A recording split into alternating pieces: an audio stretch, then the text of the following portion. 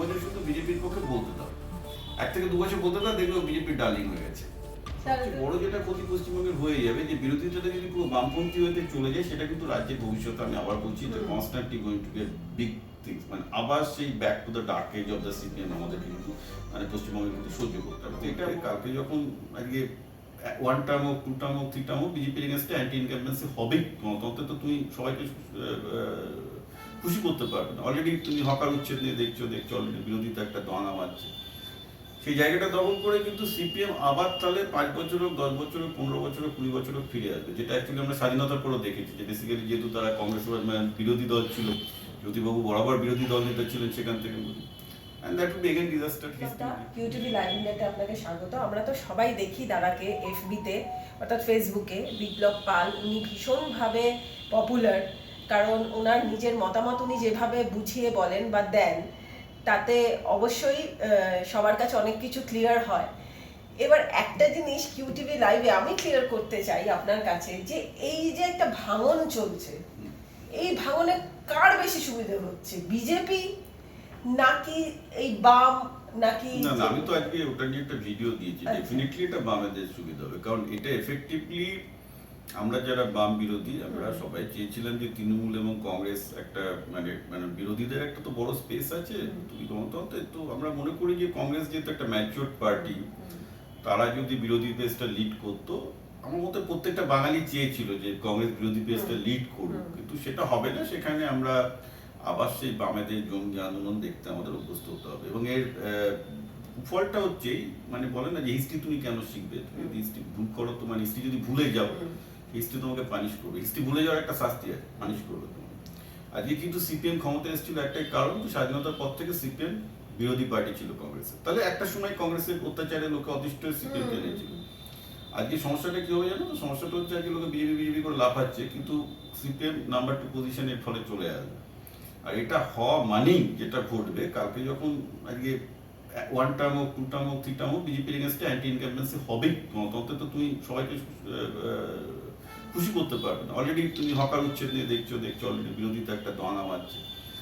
সেই জায়গাটা দখল করে কিন্তু সিপিএম আবার তাহলে 5 বছর হোক, 10 বছর হোক, 15 বছর হোক, 20 বছর হোক ফিরে আসবে, যেটা অ্যাকচুয়ালি আমরা স্বাধীনতার পরেও দেখেছি। যে বেসিক্যালি যেহেতু তারা কংগ্রেসের বিরোধী দল ছিল, জ্যোতিবাবু বরাবর বিরোধী দল নেতা ছিলেন, সেখান থেকে and that would be again disaster history will repeat with Bengalis. তো যার জন্য আমি অবশ্য আমি ব্যাপারটা নিয়ে খুব একটা খুশি নই।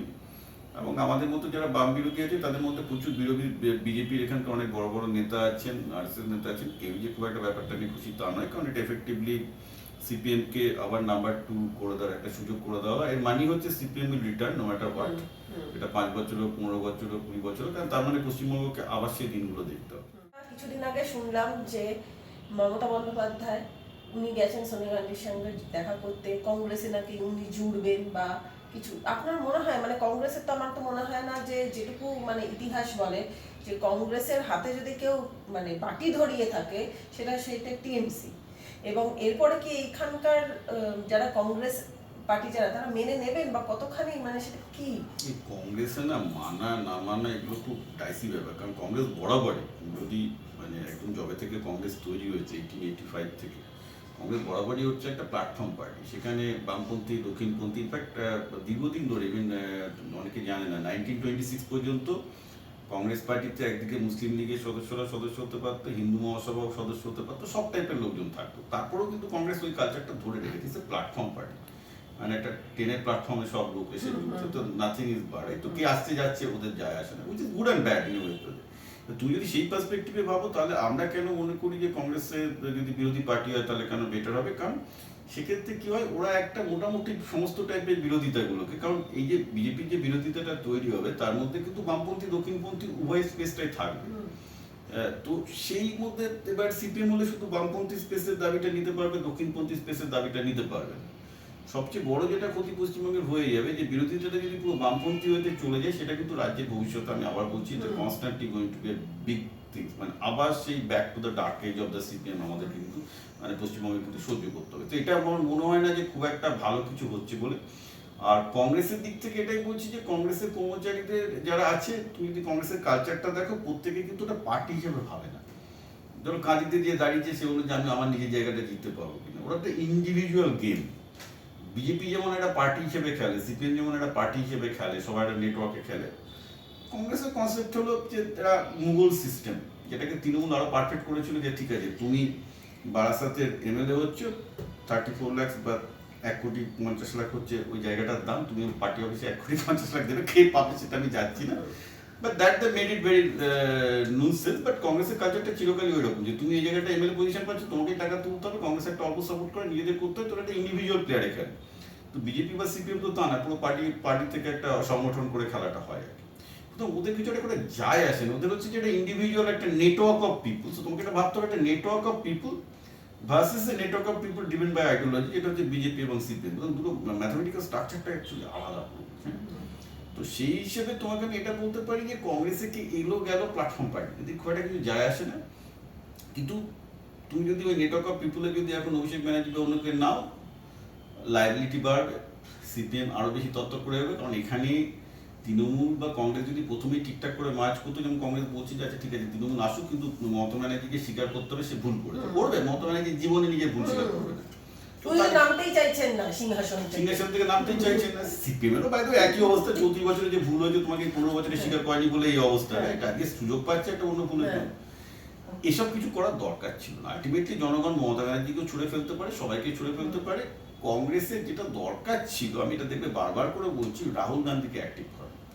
Rahul Gandhi all of a sudden উনি পলিটিশিয়ান বাদ দিয়ে হয়ে গেছেন কম অ্যাক্টিভিস্ট হয়ে গেছেন বেশি। এতে হচ্ছে কি উনি ভারতের ইয়ং জেনারেশনের কাছে জনপ্রিয় হচ্ছে, নো ডাউট, খুব ভালো উনি জনপ্রিয় পলিটিশিয়ান, কিন্তু পলিটিক্সটা তো করছেন না।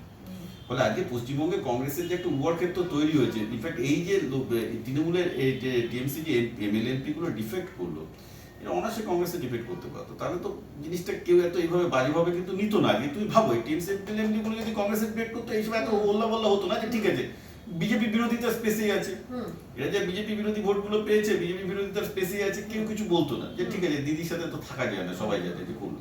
সেটা না করে চলে গেল এখন এনডিএতে। সুতরাং এটা রাহুল গান্ধীর সামনে একটা বিশাল বড় অপরচুনিটি লস হচ্ছে।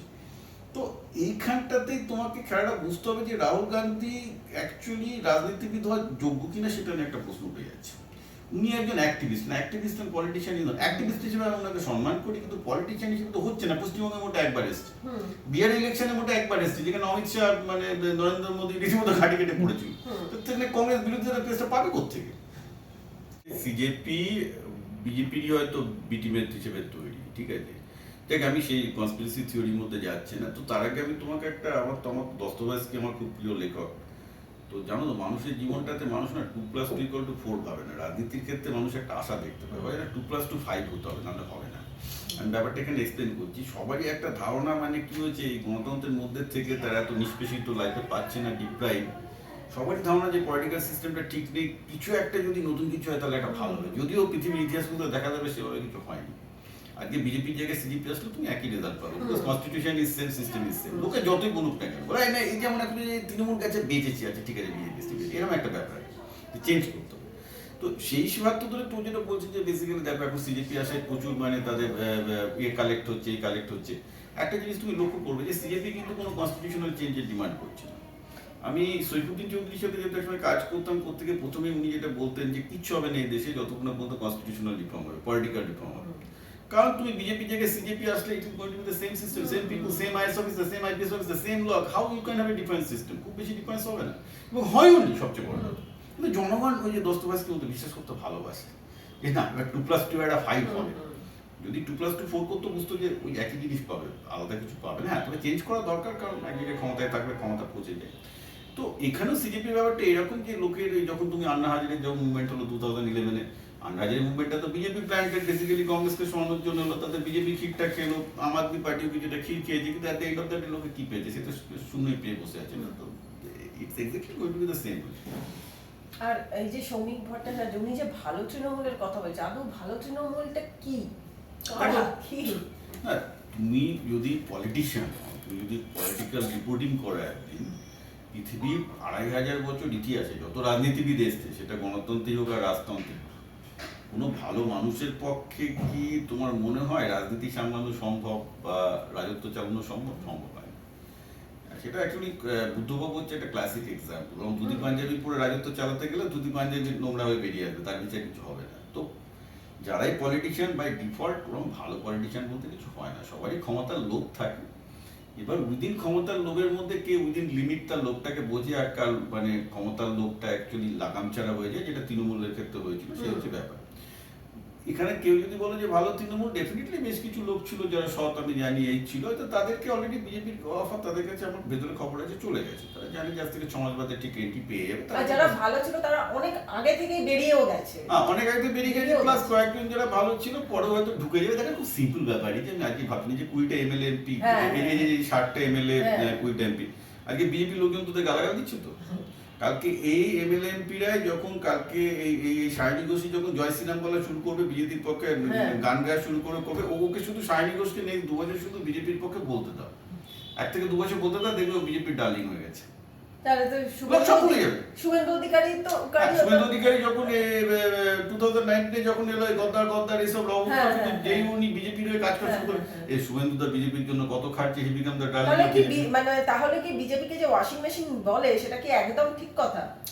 দেখো পলিটিক্সে তো কালকে যদি কংগ্রেস আসে তারা ওয়াশিং মেশিন ক্রিয়েট করেছে, কংগ্রেসের সময় সিবিআই একই কাজ করতো, তো বিজেপি ওটাকে 8-এর পর্যায়ে নিয়ে গেছে, মানে ওটা অন্য লেভেলেই শিল্প করে ফেলেছে। এটা তো চিরকালই ছিল ওয়াশিং মেশিনটা, যে মানে তোর ক্ষমতাশীল পার্টি আসলে এটা করে। কিন্তু এটা আমি বিজেপি সমর্থকদের বলবো যে 20 জন এমপি বা ভাবছে যে ওরা ঢুকতে পারবে না, অ্যাবসলিউটলি ভুল। এবার এরা মানে জয় শ্রীরাম বলা শুরু করবে, মোদি ভজনা শুরু করবে, এত করবে, ওরা নিজেরাই বলবে আচ্ছা আচ্ছা যেটা তো আমাদের উপরে। তো এটা হচ্ছে তোমার মানে কিছু করার নেই, this is what I have seen over the time, right? Himanta Biswa শর্মাও তো তাই, একসময় তো কংগ্রেস তো এই তো সম্রাট চৌধুরীও তাই, যে বিহারের বিভূত হয়েছে, রাইট? তো তুমি আটকাবেটা কি করে এই জলটাকে? খারাপ লাগে বিজেপি সেই সব সমর্থকরা যারা বিরোধী থাকার সময় মার খেয়েছে, একদম তারা বসে থাকবে, মার খেয়ে তারা বিজেপি পার্টি অফিসের সামনে বসে থাকবে, পার্টি অফিসে ঢোকার অনুমতি পাবে হচ্ছে তৃণমূলের নেতাগুলো। এটা হবে, এটা কিছু করার নেই, this is how the things will be. একদম।